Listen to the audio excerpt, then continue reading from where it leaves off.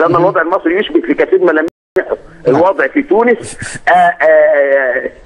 المواجهه الامنيه التي تطورت الى نحو اسوأ مساء اليوم اعتقد انها بذاتها سوف توالي موجات الغضب، حتى فدعوه الجمعيه او دعوه كفايه او دعوه اي حركه تغيير هي دعوه للسباحه في تيار صنعه الناس وليس لصناعه هذا. سيد قنديل، يعني الى حد الان هل لاحت لكم في الافق اي ردود سياسيه يمكن البناء عليها من قبل النظام؟ لم تلح في الافق اي ردود سياسيه تقدرنا على النحو التالي: انه ليس بوسع النظام اجراء اي اصلاحات سياسيه او اجتماعيه او اقتصاديه، لانه السمه الاساسيه للنظام هي النهب العام استنادا الى عصا الكبت العام. هو يعتقد انه قائم ومستقر وانه قادر على صح هذه الصحوه، لم يتوقعها بهذا الحجم.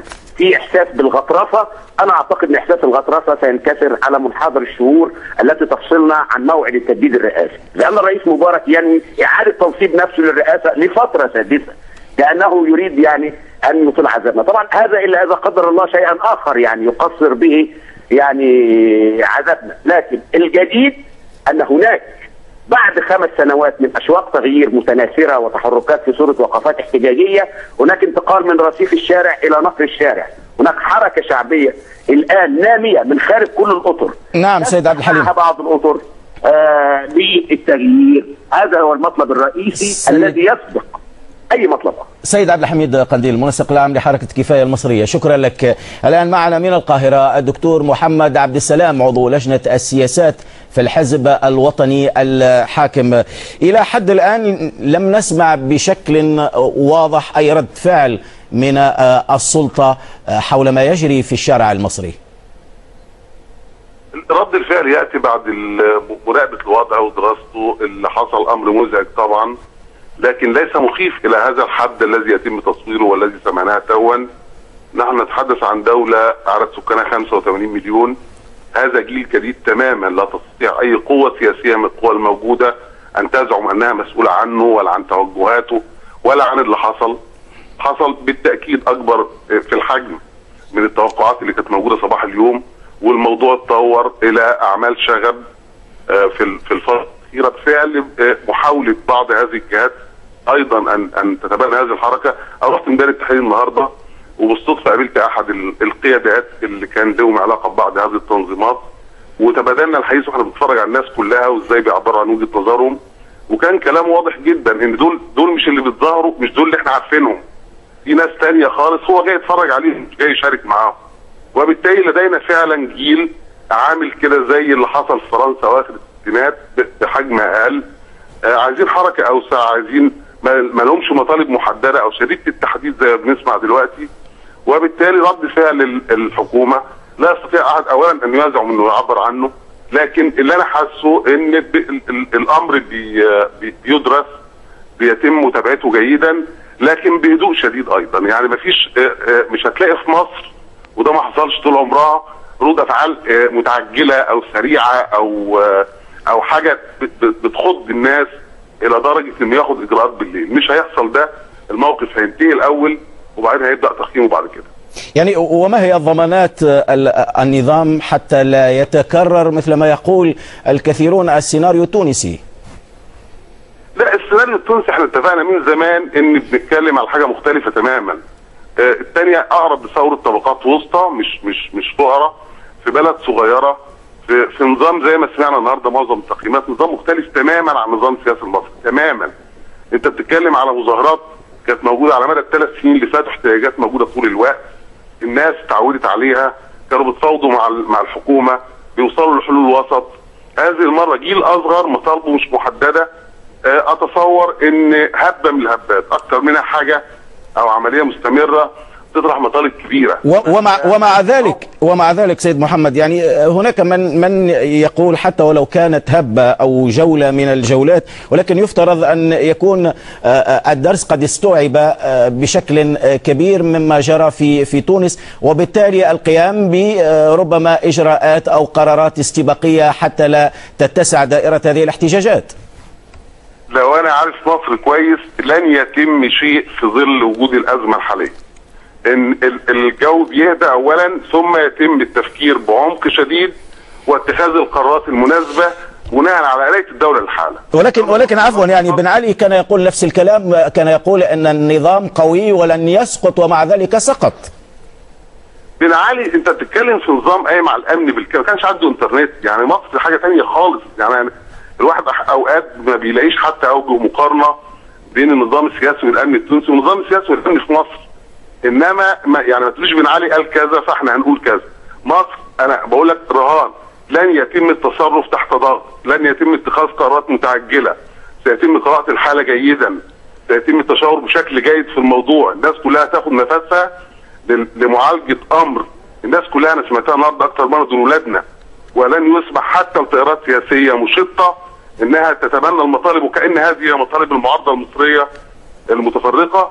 الموقف سيتم التعامل معه بما يقتضيه، ما فيش حد بيهون ابدا، ما سمعتش حد النهارده بيهون من الموقف او بيتعامل مع دول وكأن شويه عيال في الشارع او حركات عشوائيه او الكلام ده. الموقف جاد وهيتم اتخاذه التعامل معه بالطريقه دي بطريقه جاده مماثله، لكن لا تحت ضغط ولا بسرعه اشكرك ولا بقرارات غير محسوبه. اشكرك دكتور محمد عبد السلام عضو لجنه السياسات في الحزب الوطني الحاكم.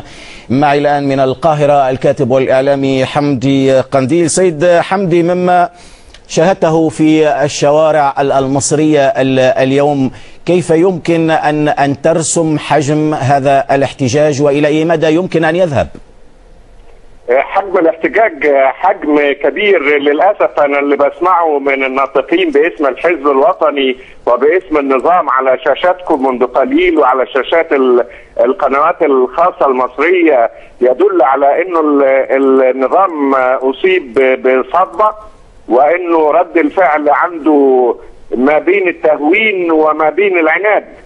اللي حصل النهارده بيحاول الحزب الوطني وبيحاول النظام التهوين من شأنه كثيرا. بيقولوا لنا انه المظاهرات دي كانت مظاهرات صغيره، لا ما هياش مظاهرات صغيره. المظاهرات دي انتظم فيها ما يزيد على 80 إلى 90 ألف، ما يزيد عن 80 ألف في مختلف انحاء الجمهوريه. بيقولوا لنا المظاهرات دي لم تغطي كل انحاء مصر، بل بعضهم بدأ يعدد الاحياء في مدينه القاهره اللي لم تنشب فيها مظاهرات، زي المعادي، زي 6 اكتوبر، زي مصر الجديده. انما كل الاحياء الشعبيه في مصر طلعت فيها مظاهرات.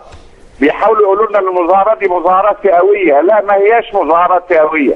المظاهرات دي انا شفت المظاهرات في اماكن مختلفه من القاهره على مدار اليوم، وشافها كل المشاهدين لشاشتكم والشاشات الاخرى. شايفين سيدات بيوت، وشايفين شباب، وشايفين عجائز، وشايفين ناس من طبقات مختلفه. النظام لا يريد ان يعترف حتى الان. طيب يعني يكرر علينا النغمه بتاعه الاخوان المسلمين. منطق انه الاخوان المسلمين كما جاء في بيان وزاره الداخليه انه الاخوان المسلمين هم اللي حركوا هذه المظاهرات، في اهانه شخصيه كبيره ليا واهانه للالوف اللي خرجت اليوم. لا يسيرنا احد، لم يخرجنا احد، لم يؤثر علينا احد، واذا كان احنا حتى بنتاثر لم يستطيعوا ان يؤثروا على هؤلاء الشباب جميعا. سيد قنديل، يعني المقارنه لابد ان تطرح، هي تفرض نفسها. الى اي مدى تعتقد ان ما يجري الان في مصر هو رجع صدى لما جرى في تونس؟ بالتاكيد اللي حصل في تونس له ايحاءات في الشارع المصري. احنا دايما نقول ان الامه العربيه واحده، وانه كل ما حدث في منطقه بتحدث له اصداء في مناطق اخرى. لا شك ان احنا طبعا تاثرنا بتونس، انما في جذور عظيمه. السبب الرئيسي ما هوش تونس استفزتنا صحيح. تونس حسينا ان هذا الشباب العظيم اللي قام بيه في تونس في الايام الاخيره، حسينا بانهم قاموا بعمل لم نستطع نحن القيام به. لا شك انه ده اصابنا في كرامتنا بعض الشيء، لا شك. انما جذور الغضب ما هوش يوم الغضب، ده يوم الغضب ده للتعبير عن غضب من سنين طويله، ما مش عايز اقول 30 سنه، ان هي 30 سنه من الحكم الحالي. شكرا لك حمدي قنديل الكاتب والاعلامي من القاهره. اعود في عجاله الى عبد الفتاح فايد مدير مكتبنا في القاهره. باختصار عبد الفتاح، يعني ما هي صوره الوضع في اخر مشاهداتك؟ الوضع الآن الحبيب بالفعل يتجه إلى نوع من التنظيم أكثر إنجاز التعبير، حيث كما قلنا الأمور بدأت تلقائية. المفاجأة أصابت الجميع بكل تأكيد وبكل وضوح، المعارضة قبل الحكومة، لكن المعارضة استطاعت في تقديري أن تجمع أمرها بسرعة أكبر، اتجهت إلى إعلان مطالب، اتجهت لتشكيل لجنة إعاشة، إذاعة داخلية في منطقة الاعتصام، بعد أن كان المعلن أن التظاهرات هي ليوم واحد فقط.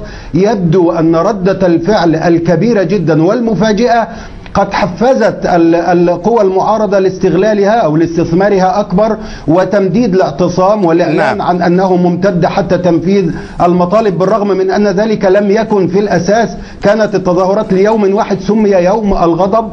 الآن الجميع في منطقة التحرير بعد أن التأمت المظاهرات من جميع أنحاء القاهرة، هناك أيضا في المنصورة وفي السويس وفي المحلة وفي الكثير من المناطق. يبدو أن الساعات القادمة حبلى بالمفاجآت. شكرا لك عبد الفتاح فايد من القاهرة.